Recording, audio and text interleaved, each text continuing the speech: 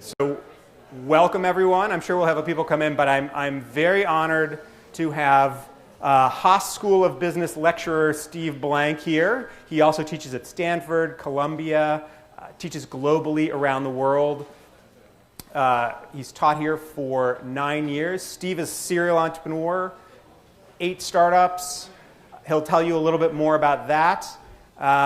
You all had to fill out a business model canvas and 10 customer interviews for this competition. So for 8 years, the Intel Global Challenge was a business plan competition. We've switched to this new format. This is something Steve has developed over years here with a real focus on customer development. And we're going to talk about entrepreneurship education. We're going to talk about being successful as an entrepreneur. And we're going to talk about the importance of customers and whatever comes from there. So whatever else you guys would like to talk about. Welcome, Steve. Thank you, Andrew.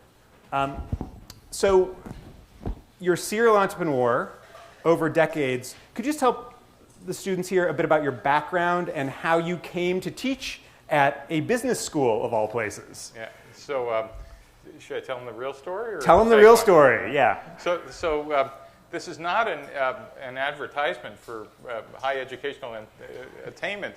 I was thrown out of some of the best universities in the United States.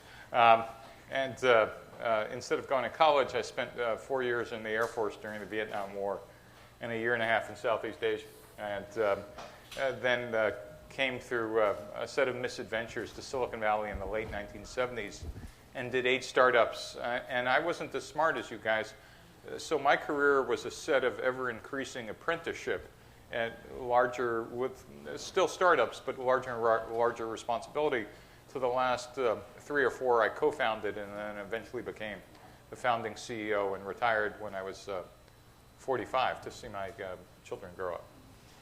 And the good news is Haas, along with Stanford, Columbia, and a couple of other universities, have this great idea that says, we have world-class research faculty, but why don't we enhance that research ability with adjuncts, professors or actually lecturers with real-world experience, and actually combine the two, and you really get powerful programs like the one we have here in Haas, and you saw an inkling of some of that at Stanford and UCSF. And these schools do them probably as well as any other school on the planet of combining adjunct experience with great research faculty. Now, Steve, I graduated from the Haas School of Business in 1996, and when I took the entrepreneurship class, they taught us how to write business plans. Boy, did I screw that up for everybody. You weren't. I'm not sure you were here yet. You weren't here in 1996. I came in, I think, in '99 or 2000 with Jerry, Jerry Engel. But I taught how to write business plans at Stanford for 4 years until I realized, oh my God, I'm actually doing the work of the devil, and that this is a very bad idea. And the reason why is, if you've been an entrepreneur, a practicing entrepreneur, the one thing you know for sure about business plans is that no business plan survives first contact with customers. It's a big idea. Business plans make all the sense in the world in large corporations. Some of you have ever worked in a large company? Anybody in the room? Yeah, in a large company, what do you know? Anybody know what you know in a large company? What do you know about your business environment? Come on. Customers, what else? Pricing, what else? Channel, competitors. You know a lot of stuff in an existing corporation. And when you're doing a new product in an existing company, the odds are most of those things are still the same. Like pricing might change, or you might be in a different segment, but at its core, there's a series of knowns. It took us 50 years to realize that startups, you ready for this?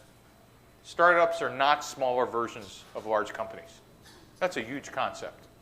For you guys, you might get it, because you've read about it now, et cetera. But it took us to the beginning of the 21st century to kind of go, really? They're not? We've been teaching how to write a business plan to if you worked at Procter & Gamble and to if you were 2 people in a garage. It turns out the distinction between a large company and a startup is in a large company, you execute a known business model. Execution is a fancy word for saying you do the same thing over and over and hopefully better and better, bigger numbers every year. But in a startup, even though we used to make you write 5-year plans, anybody ever write income statement, balance sheet, cash flows, Appendix A in your business plan? Yeah. Well, that's nice. By the way, the only people who used to make you write 5-year plans when you really just had a series of unknowns, there were only 2 groups of people for 50 years made you do that. Venture capitalists and the Soviet Union. And we know how well that turned out for both of them. I mean, having 5-year plans on a series of unknowns really didn't make sense, but we had no other language to kind of say what should we do. What we now understand is large companies execute known business models. All of you, you're searching for the business model. While you might be a passionate founder and write in definitive sentences with exclamation marks about your customers and your products and your markets, with all due respect, the safest bet in this room is you're only guessing. And by the way, because you're inside a business school, we use a fancy word for guessing. Is we say you have a series of untested hypotheses. But we really mean is you're only guessing, because that's what it means in the real world. What was your question? Well, actually, I have a different question. So we made everyone write a paragraph on meeting with 10 customers. Right. Now, I know for the class you teach, the students have to meet with 100 customers in 10 weeks. In 10 weeks. Yep. Why? Yep. So all of you filled out the business model canvas, right? How many boxes are in there? Anybody remember? 9. Good. There's actually, unlike business school where you could say it depends, this one's an engineering answer. There's a real answer. There's a real number, right? The number's 9. And if you really think about it, each one of those boxes is a hypothesis. What's your customer segment? Hypothesis. What's your value proposition? You think you know, but hypothesis. What's your revenue model? Hypothesis. So if you're only talking to 10 customers, and you kind of distribute those 10 around, you're maybe doing 1.1 test, or maybe you've talked to 10 potential customer segments. Okay, that's nice, but you still have 8 other hypotheses you haven't tested. So there's no possible way you could get any valid insight. I mean, it's a good start, and it's better than sitting in your building. But the hypotheses you're testing are all of the above, not just value prop to customer segment. It's okay, now that I found that. And by the way, the match between value proposition and customer segment, we have a special word for that. You sometimes hear the phrase product market fit. That's what that means. Oh, here's what I'm building, and here's who it's for. And by the way, the people who said here's who it's for, like the previous lecturer, said, yes, don't leave. We want you to sell it to us or give it to us or whatever. But there's a whole bunch of other hypotheses that make up what's called your business model. Now, just as an aside, the thing that used to confuse me when I first saw the business model is that what I used to draw in a startup was the org chart. Here's sales, here's marketing, here's, engineering, here's manufacturing. What's the business model stuff? Don't I just draw an org chart? And I'm going to screw with your heads a little more. Org charts are what you draw after you figure out what your business is. It turns out we used to draw org charts because we thought we were executing. Because the minute you hire a head of sales or a head of marketing in your startup, you've given up on customer development. You've immediately said, well, sales, we know what to sell, and marketing, we know what to put in the data sheet, and founder can now just sit behind the desk in the office and not have to worry about anything because I wrote it all down on a piece of paper. The answer why 10 isn't enough is that what you're trying to do is in this mass of data, you're trying to get insight, not just the data. Anybody could collect data. That's why I don't let my students do SurveyMonkey. What the heck is that? You actually have not connected to a customer until you've seen their pupils dilate, right? Meaning their eyeballs get wide or not. You want to watch their facial expressions.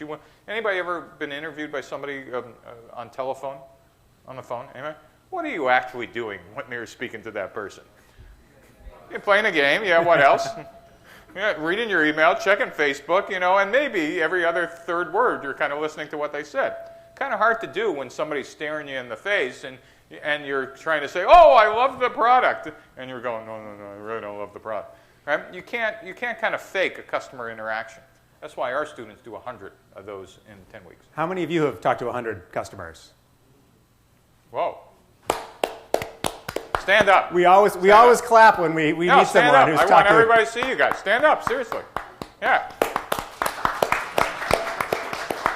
That is the winning team, isn't it? That's in your class, In they my would be. class, In yeah. your class, they absolutely would be. Yeah. So, I mean, you're a great entrepreneur. You've been very successful. I was a lucky entrepreneur. Have you ever gotten it wrong?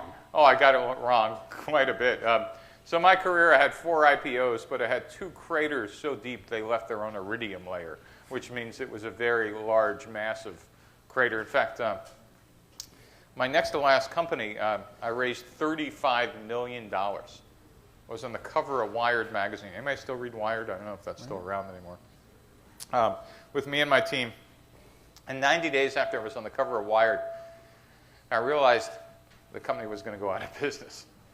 And so just about as it's going out of business, or maybe the next week, I called my mother, who was a Russian immigrant. And English, still after 50 years, was not her mother tongue. And so everything I had to say, and I had to always knew to pause because she was translating in real time. I said, "Mom, I lost $35 million. Pause. You know. And then she said, "Oh, where'd you put it?" So it was not a delay problem. I said, "No, Mom, I lost it, like spent it, and it's gone." And pause, translate, and then like excited in languages, you know, Russian, Polish, you know, a couple others, you know, we can't change our name; it's already blank. You know? and then she thought about it a little more and said, "And the country we came from is gone. There's no place for us to go." And I said, "No, Mom, you know, I'm calling you now because the VCs who gave me $35 million just said they'll give me another $12 million for my next company." And that was like, I heard the phone drop, you know, clunk, clunk, clunk, clunk, clunk. And then she was in languages I didn't even know what they were. She said, "Only in America are streets paved with gold." And what she reminded me is what I tell all my students and visitors from countries outside the U.S. or places outside entrepreneurial clusters like Silicon Valley or New York or Beijing, is that, do you know what the special word is for a failed entrepreneur in Silicon Valley or New York? You might know. A special English word. Experienced. It's a big idea. In our culture, in entrepreneurial clusters, failure does not mean you go home and you quit entrepreneurship. It just means you get another shot or two at the goal. Now, if you're on your 3rd or 4th failure, the VCs probably aren't going to return your calls. But certainly, you know, one honest failure or even 2 does not make you unemployable. It makes you more experienced. And that's one of the neat things about this entrepreneurial culture. It also happens to be something that's fairly unique about the United States just because of our history, but it doesn't mean that we're smarter or better. It just means our entrepreneurs are more productive because it's not like we get one startup and then we're done. We kind of assume failure is an integral part of the process. And by the way, that's another new insight since the beginning of the 21st century.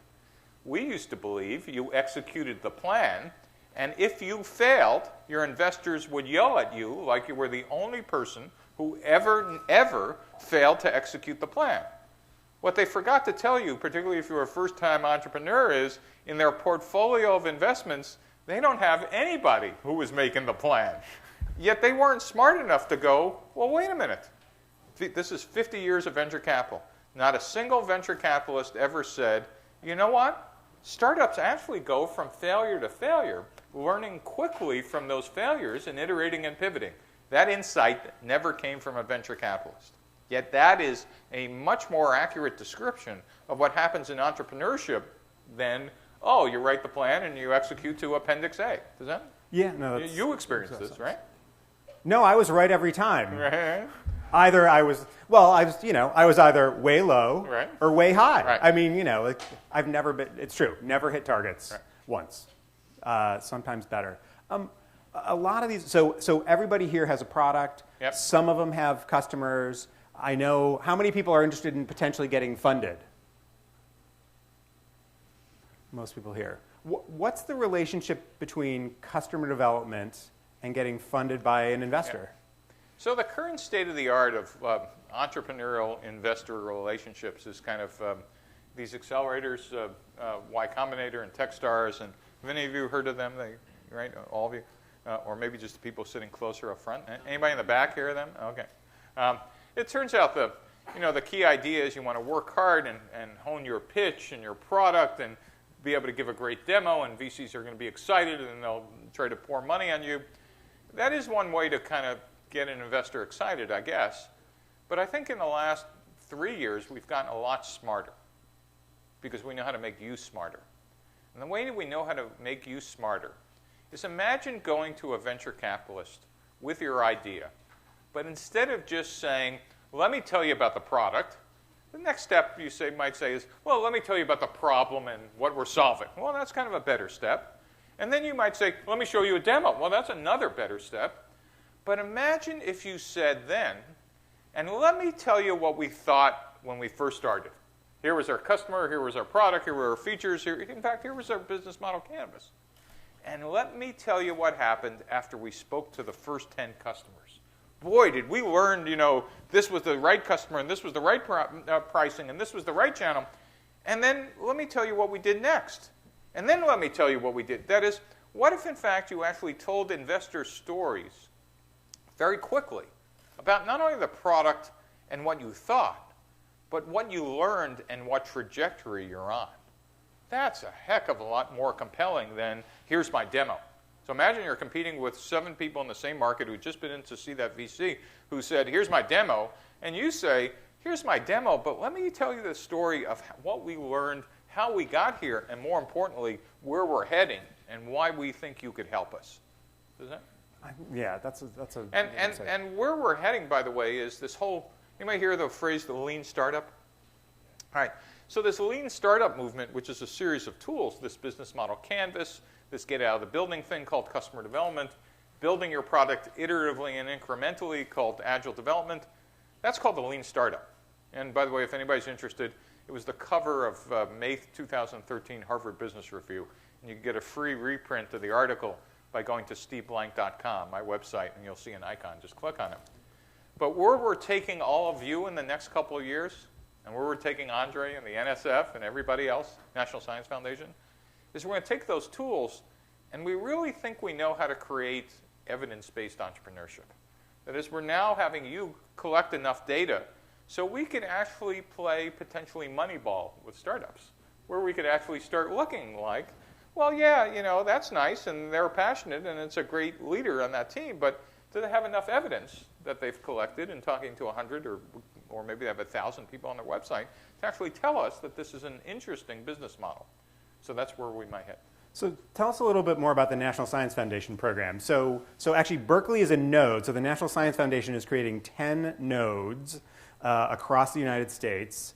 And just so you know, the National Science Foundation funds about $7 billion worth of research in the United States every year in fundamental science and technology. They're creating 10 of these nodes. Berkeley is one of the nodes. Each node is going to do over 100 startups through this customer development process. So that's somewhere between 500 and 1,000 early stage teams doing customer development. And each one of them are talking to 100 customers. And each one of them is talking to 100 customers. It's 50,000 customer visits.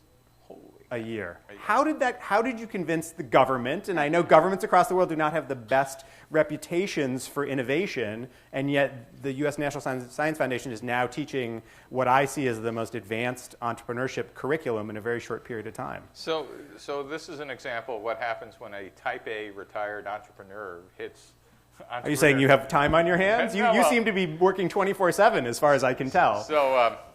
So I put together a class called the Lean Launchpad, which combines all this stuff that you're doing and more, plus 100 customer visits. And it was the first time it was ever taught. And so I tend to open source everything I do.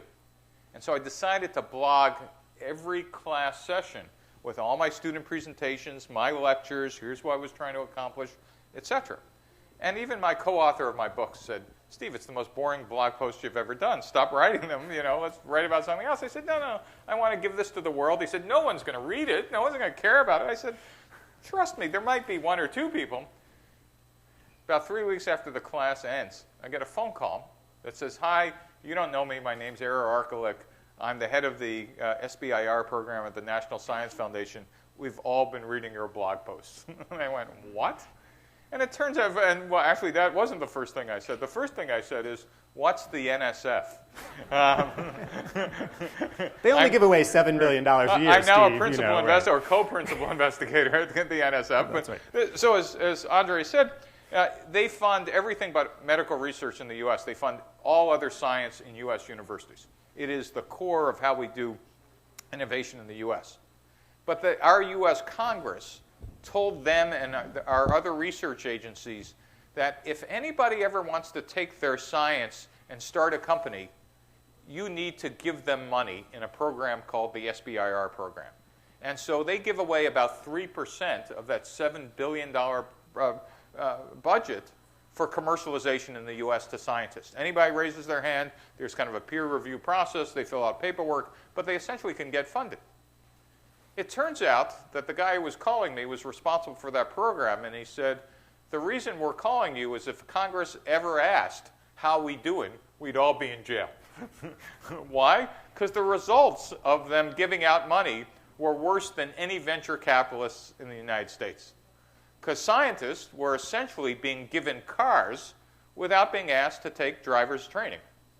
That is, we were giving them money and assuming that somehow scientists were going to figure out how to commercialize the technology. And these SBIR folks weren't dumb.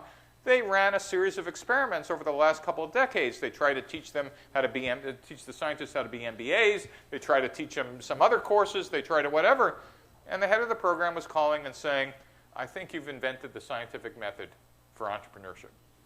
Coming from the National Science Foundation, I thought that was interesting. He said, Steve, our scientists spend the entire career learning how to do hypothesis testing. You're using that phrase to just hypothesis test outside the laboratory in the building. We think you could teach them. And so we put together a prototype course, and the results were pretty spectacular. And so the NSF decided to scale the program. The class caught on. It's now taught all over the world. And the results were as follows. About 3 months ago, the National Science Foundation had actually been studying how these teams were doing versus ones who didn't take the course. And the ones who traditionally just went and tried to get grants got funded 18% of the time. The ones who took the National Science Foundation Innovation Core got funded 60% of the time, over 300% greater. And the reason why is, if you think about the class, much like we're trying to teach you, is like you got to be asleep not to understand what a customer is or a business model canvas or how important it is. You now have heard it from almost every speaker about connecting your technology with potential customers. And for the first time, scientists were actually getting hands-on experience in doing that, not just somebody talking to them about how important it is. And that's changed a good number of careers and labs, and in the United States, potentially the trajectory of how efficient we are in taking inventions and turning them into companies. Well, and for those of you who are interested, Steve's book is called The Startup Owner's Manual, the place to go for all things, and read Steve's blog, because it's, I read it every time. I know every time you blog, I get an alert. It's steveblank.com. I know, that's hard to remember. Exactly. You have a good name to spell. And also, all of his lectures from his course are available on a site called Udacity, U-D-A-C-I-T-Y. So if you type Udacity and you type Steve Blank, it will take you to the course, and you can go through the whole course yourself for free. Or at least the lectures. At least the lectures, There won't be somebody beating you with a stick to get out of the building. But you could at least see the base lectures that we give the students. And you'll be in good company. There are now 150,000 other entrepreneurs who've taken that class. And it is I'm a serial entrepreneur myself, and it's a very, very powerful technique. But I really recommend that you go through the course. And that's one of the reasons we introduced that curriculum here, to give you a taste of it. But that notion of matching. Now, the other thing I wanted to ask you about was failure. It sounds like you've had a couple failures, and I was wondering what was your emotion around just the struggles of being an entrepreneur and so failure. Step one, blame everybody else. Can't be my fault. I was a genius, right? And step two, get depressed. Step three, go into denial. Then step four is you kind of get some, hopefully, some acknowledgement that some of this was a responsibility. And step five, ultimately, if you get good at it, you kind of embrace it and go well, what should I have learned, and what will I not do next time? And boy, that second to last company, I made a joke about it, but losing $35 million meant, while we sold off the pieces to another company, there were 120 people without jobs. And so, I made a dent in the local economy in the wrong direction. And you never do one of these things, or at least I never did, unless I'm a true believer. So, this is everything you believed in just turned out to be wrong. It's devastating, but one of the things that make entrepreneurs great is resilience. That is the ability to pick yourself off the floor after maybe going home and sleeping at 4 p.m. for 3 weeks, but ultimately, going, okay, all right, what's next? And I think that's one of the traits of an entrepreneur. And do you think people should go into entrepreneurship for the money? I mean, you look at Zuckerberg and the billions and the, So this is a great question. Like, so I get this one actually every year at Haas. There's at least 2 students, and mostly from business school students. And the question goes like this: Professor Blank, we need some help thinking about job offers. Great, you took my class. What are you thinking? Well, I got this great offer from McKinsey. And McKinsey, for those of you who know, world-class consulting firm. I mean, as good as it gets. And I always go, that's wonderful, congratulations. What's your other job choice? Well, me and some roommates are thinking about a startup. And they're about to kind of describe the startup, and I go, not necessary, you've already decided. And they're always taken aback. It's like, don't you want to hear about the startup? And I go, you've already decided. There's no possible way you could keep McKinsey, which is a world-class job, with a startup which has nothing to do with a job. So for all of you who want to be founders of a company, a startup is not a job. A startup is a calling.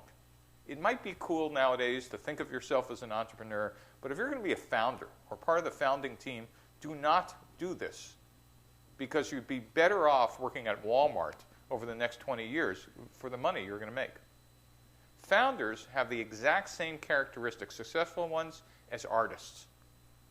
You hear things other people don't. You see things other people don't. You have something inside of you that needs to come out and be made permanent and whole. And you will go through some terrible times. Co-founders quitting, running out of money, customers hating what you're doing, your family telling you what a miserable idea and how stupid you are, and why don't you go work for someone else or your cousin or something else. It's only this drive and this passion of wanting to create something that never existed before is why you should do startups. And if you don't have that, then you still want to work in a cool place, become employee 35 to 500, but do not be a founder. Founders are crazy people. And if you're not certifiably insane, and I truly mean this, because there will be just miserable times. And if you don't have it in you to drive through those, you're going to just give up in the middle of the night and go, why do I need this? And the minute you say that, you have failed the founder test. And I don't mean, if you think about it, most people don't want to be artists, and most people don't want to be painters and composers. But that's how you should think of yourself as a founder. Just as an aside, can I offer them the same? Please. Yeah. So one of the bizarre things, how many of you are from Silicon Valley? Anybody from locally? All right. So I'm going to make a Silicon Valley comment. I used to ask my students this till I realized that probably the personnel people at Haas and Stanford were going to come down on me. But I'll tell you a question I used to ask until I got 1,000 answers, and then I realized I had enough data. And I won't make you raise your hand, but how many of you come from dysfunctional families? Don't raise your hand. But I see some of you looking at each other. Turns out for the first time in your lives, you have a huge career advantage over everybody else. Huge. Huge. For those of you who were raised in normal homes, congratulations. But people who come from dysfunctional families actually had the best training ground in the world to be founders. You never knew what was going on every day. It was completely a chaotic environment. You needed to figure out a path through the smoke and noise and retain your sanity. Turns out close to 50% of founders come from that environment. And by the way, as you're starting to look around about who you should work for, here's the downside. Okay? Founders from dysfunctional families operate enormously well. In fact, 10x better than anybody else when it's chaotic, which is the early stages of the company. But it turns out when the goal of a startup is to become repeatable and scalable. And so when those companies become repeatable, guess what those founders do? They throw hand grenades into their own firm to keep the chaos going. And so the rest of you are going, oh, that's who I'm working for. Right? So you should just kind of understand that for those of you who fit that segment, congratulations, you have an edge, but understand where the edge ends. Which brought me to a point I said, but I hadn't articulated here. When I was a lecturer first at Haas, I didn't even know what a startup was. I mean, I did a startup, but I started going into the other classrooms and started hearing, all these definitions of startups, and I realized what we were missing was a taxonomy, a description of the fact that there's a whole set of different types of startups, and we were just teaching them like they were all one. Should I mention them? Please. So it turns out there are entrepreneurs who work for themselves, who start a business, but it's a lifestyle business. Anybody know what a lifestyle business is? Yeah, what's a lifestyle business? For example, you open a grocery store Yeah, in your local neighborhood. that's a small business. What's a lifestyle business? Yeah? Support your lifestyle. Support your lifestyle. What could a lifestyle be? Artist, actor, surfer. Gee, you really want to surf. You don't want to run a business, but to eat. You put up a sign on your surf shack that says surfing lessons 9:30 to 10:45. All right, and that's enough to pay the rent and have the food. But you don't really care about the business, but you happen to be good at teaching this stuff. But that's not what your life is about. Surfing. Make sense? That's entrepreneur one. They are entrepreneurs. They do startups. The second type is who my parents were. They came to this country as immigrants. They worked in sweatshops in New York for 10 years until they could afford to open a grocery store. And that was their American dream. They wanted to be self-sufficient, not working for anybody else. They were small business entrepreneurs. That's grocery store, database consultant, web consultant, or dry cleaner, restaurant owner. The United States is still a country of small businesses. Believe it or not, 99.7% of all companies in the U.S. are under 500 people. And in fact, 95% are under 10 people. 50% of all non-governmental workers in the U.S. are small business entrepreneurs. What's small business? Well, if your goal is to feed the family and maybe support a couple of relatives, you might be an entrepreneur, you might be doing a startup, but you're not doing a startup like Silicon Valley is doing a startup, and that's the next type. What Apple and Facebook and Google were scalable startups. Those founders woke up in the morning saying, we're taking over the universe. And their goal was not to feed the family. Their goal was to change the world. And because their goal was so big, they could attract something that the lifestyle and small business startups couldn't. And that is crazy financial people called venture capitalists. Because scalable startups require crazy money. Crazy money is not the same. It's called risk capital, venture capital. It means that those investors are willing to lose 9 out of 10 of their investments because the 10th one will pay back all their others and a lot more. Small businesses and lifestyle can't support that. And then there's a variant on scalable startups called buyable startups. Startups that want to build something in the web, mobile, cloud, and be happy to get a couple $1,000,000 or up to $50 by flipping the company to Facebook, Twitter, Google, etc. And then there's corporate entrepreneurship. Without you knowing which one you're in, you're going to confuse yourself, confuse investors, and confuse people you're trying to recruit. There's no shame at being in any one of those, but not knowing which one is just going to get you confused. Andre? Fantastic. Well, another thing I thought was interesting is when you look at these companies here, some of them seem to be competing with existing companies. Some of them seem to be new. Now, there are actually two questions in there. So the first is, I looked at the business model canvas. Right. There is no box for competition. Right. So my first question is, why is there no box for competition on there? So it turns out, by the way, the business model canvas is the invention of Alexander Osterwalder and his co-author, Yves Pigneur. And I just stole it and adopted it. And Osterwalder You guys collaborated. It was a great collaboration. We do collaborate a lot. Actually, he guest talks in my classes. I pop in his. Because it was just, we were trying to draw our own, and I realized that's much better. That'll take me another 10 years. The business model canvas is not the only thing you need to worry about in a startup. It concatenates, that it collects 9 of the major things, but there's a lot of stuff it doesn't cover. It doesn't cover competition. What else doesn't the business model canvas cover? What else? What's not in the canvas? Any? I'm sorry? No, there's a box for resources, but did somebody say risks? So, yeah, good, risks.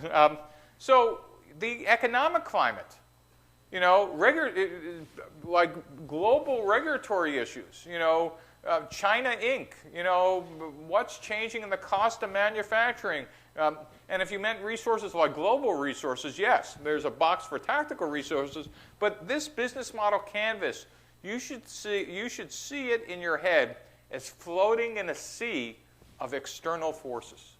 External forces that are global, that are not about your business model, but might affect it. Does that make sense? Yeah. Regulatory changes, you know, globalization changes, you know, et cetera.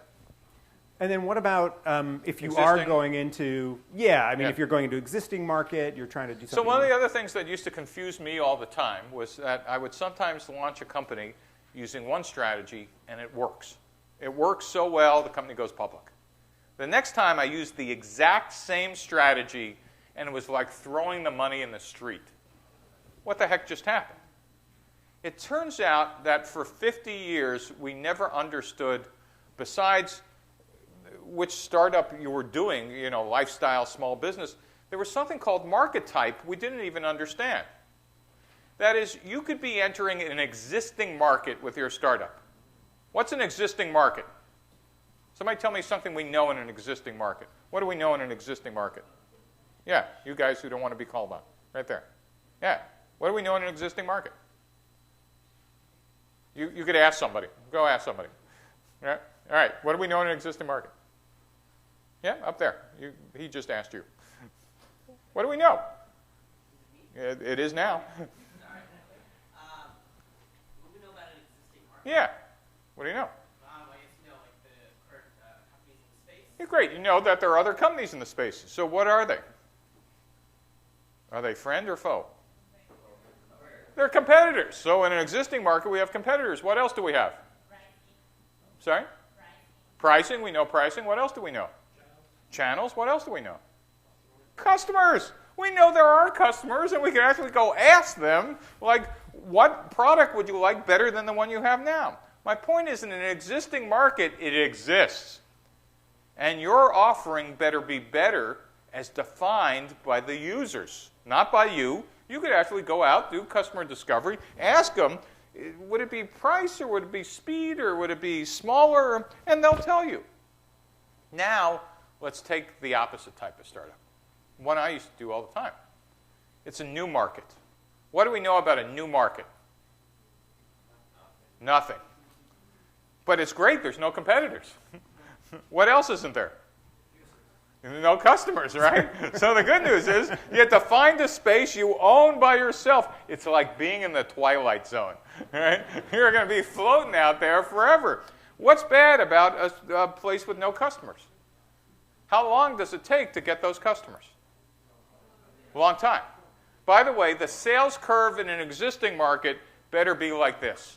That is, you know, for those of you who ever did a business plan, it's that like 100 million in year 5, goal seek for that number, you know. That's what an existing market is. You're taking share away from the incumbents as the market is growing. Hopefully that's what you're doing. But in a new market, it's flat for the first couple of years. And what you're praying is that market actually emerges and it hockey sticks, right? That's the classic hockey stick curve that everybody used to draw in business schools. You know what it really looks like to a startup? Actually, the curve looks like this. And then you run out of money, time, or you get old and die. I mean, right? So understanding market type, and there's some more sophisticated versions of this, but existing versus new are the two. There's a third one. How many of you from outside the U.S.? Okay. There's a great market type you should know about, and that's the clone market. You take a U.S. business model and go, dumb Americans, they don't understand my language or cultural issues or regulatory barriers or whatever. China Inc. is essentially U.S. business models, you know, with the Great Firewall in between. If you have a country with language issues or regulatory barriers or, American companies just haven't gotten there. For God's sake, if I was talking to startups overseas, I always recommend figure out what worked in here, because at least there's some existence proof, and see if it will work in your country that you could adapt, adopt, and get right locally. Turns out countries with internal markets north of 100 million users and regulatory barriers and language barriers tend to be the ones that do this successfully. China, India, Brazil, Russia, etc., and the EU, just as a group. So I'm going to ask you one more question, and then we'll do Q&A for questions and answers for about 10 minutes. So apart from the two teams that have already gone out and interviewed at least 100 customers and telling the rest of them to go out and interview 100 customers, what else would you tell this audience of entrepreneurs about what they need to learn and where they should go for resources to be the best entrepreneurs they can? How many of you doing a startup for the first time? Go ahead. Yeah, come on. Raise it high. Be proud. All right? So the bad news is this getting out of the building stuff, is like your parents talking to you. It's like, rah, rah, rah, rah, rah, eat your vegetables and whatever. But it's not until you've actually failed that you actually understand the value of this. So for those of you who haven't done a startup, this is kind of like learning the Fahrenheit to Celsius conversion table. It's nice to know, etc. But if you have failed because you built a great product that no one wanted, this process makes a lot more sense. For those of you who are first-time entrepreneurs and very smart, you'll kind of pre-compute theoretically that this process makes sense, but you'll have not experienced the consequence of not doing it. Because the natural instinct, how many of you were in software? Right? Software, web, mobile, whatever. So in software, it's incredibly easy to go, let me just add some more features, right? Or even hardware, you guys could do it. Or let me, talk to customers. I'm busy adding more features. And for a great founder, that's what you think the answer is. Whatever the question is, it's another feature is the answer. The reality sometimes is that, you actually had the right product about 93 features earlier. You just didn't get out and find the right audience. So all I could urge is that you think about you can make your life tremendously easy by just using a process that puts you in front of people who tell you things you don't want to hear. And that's the hardest thing and by the way, you can't outsource this to someone else in your company. If the founders are not outside the building, don't think you're doing this process. Does anybody know why? Can we play a game for 30 seconds? Sure. Who wants to be the CEO? You want to be a CEO? Great. Hire a VP of sales. You're CEO, you got to make a decision. Hire a VP of sales. Yeah, where's your friend? Stand up. Where's your VP of sales? He's hiding. All right, so someone else want to do this? Who?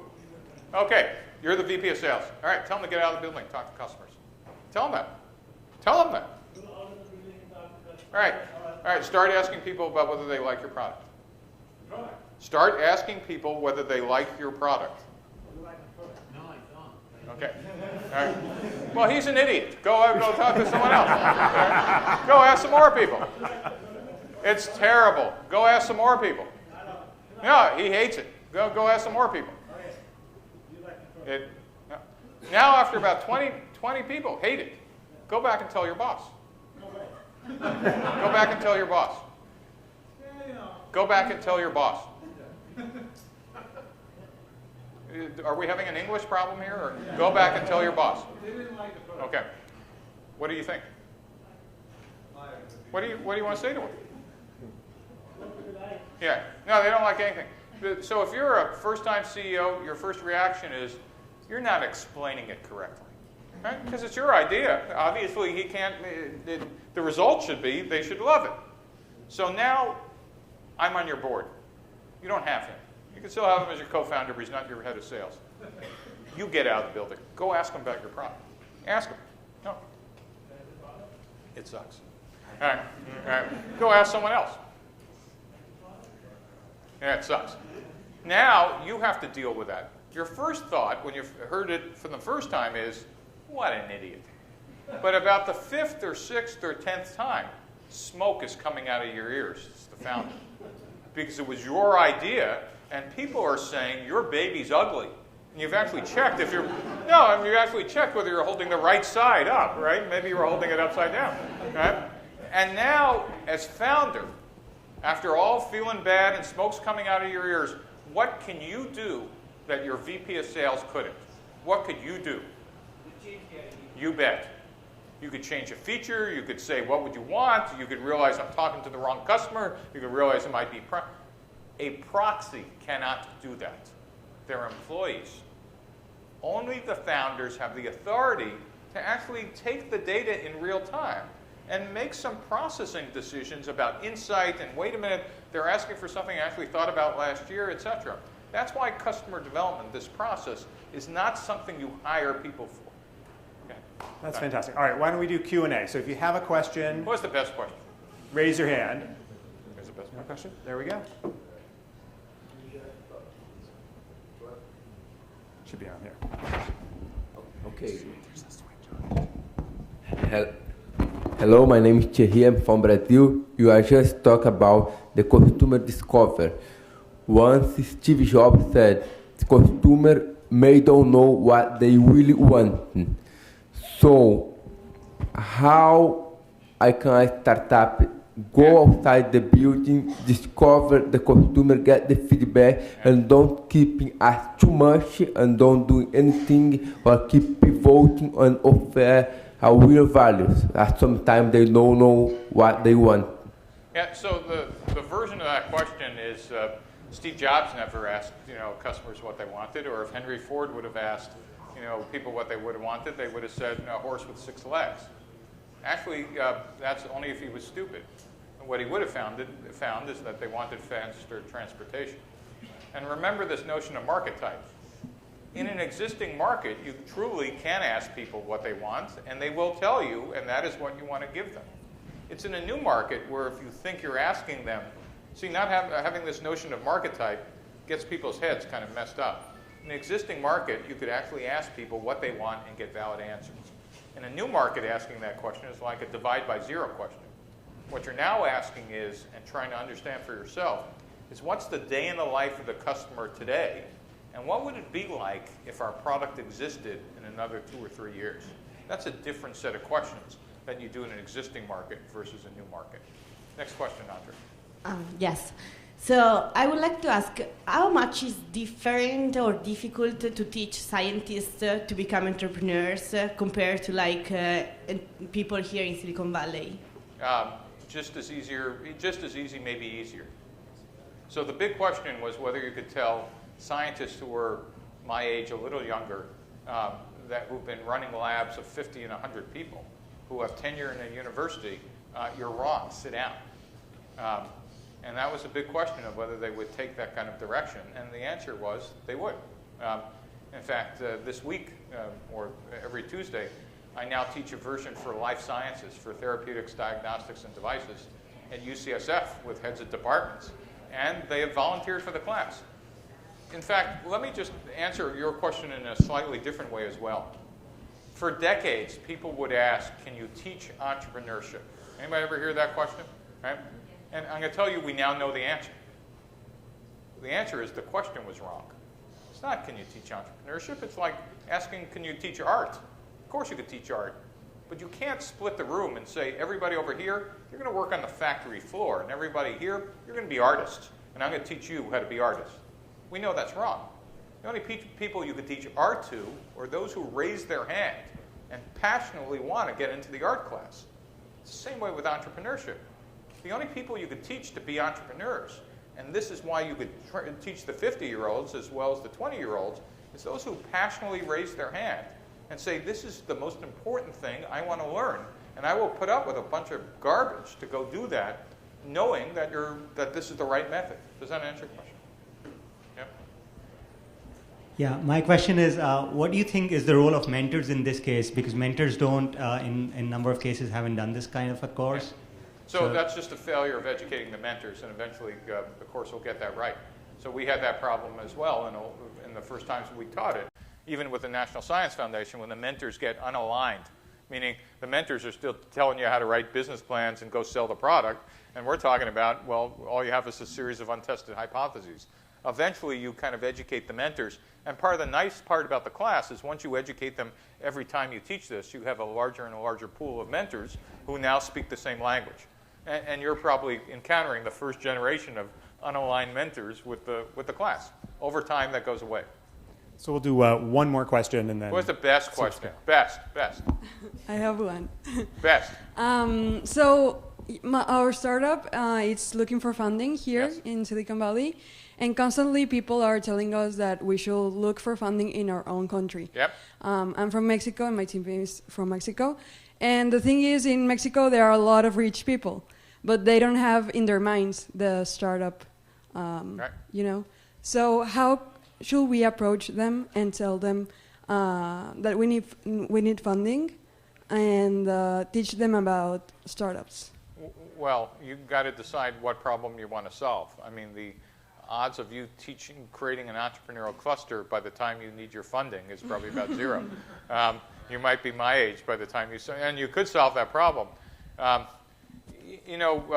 of the problems that investors have in Silicon Valley is they barely need to drive to Berkeley to get a pile of great entrepreneurs. That is, there's so many entrepreneurs and relative to the number of investors that they don't even need to cross the bay, let alone go to Mexico. So you have a choice of either trying to educate potential funders in Mexico or move to places that actually have an entrepreneurial ecosystem. And it's not only Silicon Valley. There are, every place from London to New York City to others. I'd be thinking for all of you about, are you in a place that funds risk-based companies, which you are? And if their ecosystem isn't there, you having the world's best technology is kind of like a suicide mission. Why are you, this is almost an intelligence test for your startups. Being the smartest startup without funding in your town is not a very smart startup, right? So eventually you want to check out whether you can raise money from that ecosystem you have, or get up and leave and go somewhere where there is money, or give up and go work for a large company. And I don't mean that you should give up. I mean you should stop trying to change the world or do your startup. You can't do both. Does that make sense? Yep. All right, this is the last question. This is the best question, but that was pretty good. But you didn't like the answer, but I told you like it is. Most of the time, if there's somebody that can make an introduction, I realize that's the way to go. I'm sure you get a lot of cold emails, and I was just wondering which are the ones. 300 a day. So which are the ones that you reply to, and what makes those special, and I guess what advice do you have around So I wrote that? a blog post about this a month ago because I literally had counted 300 a day. 290 of them wanted something from me. And, first on my list is my kids, and then my students, my current students, and then, my past students. So I kind of have a hierarchy of who I respond to. And by the way, I've now been teaching for over a decade, so I have a couple of thousand students. I can't respond to all of them. And then every once in a while, I'll get an email from somebody who teaches me something I don't know in exchange for a conversation. That's kind of interesting. So there was last entrepreneur I didn't know, but he was doing something by using bacteria to figure out where oil was. Whoa, okay, boy, I've never heard of that one. And by the way, he happened to be connected to somebody new. So if there's something interesting and you're going to teach me something, if you think about what you just said, and you should all think about this, asking people you don't know for favors is really a long shot if you're not giving anything back. Like, what's the point? And I don't mean in the U.S. we ask for stuff. I never ask for equity for an introduction. I mean, one of the great things about Silicon Valley is we kind of do this stuff because we like to. But I want to know, are you going to teach me? Am I going to learn something? Did I answer your question? Right? And it still doesn't guarantee that, but, hey, Steve, you don't know me. I'd like an introduction to, Sequoia Capital. Fat chance. I make very few of those because I don't want to crowd them up with people I don't know either. Does it? All right. All right, I want to thank Steve. Thank you Arthur. very much for being here.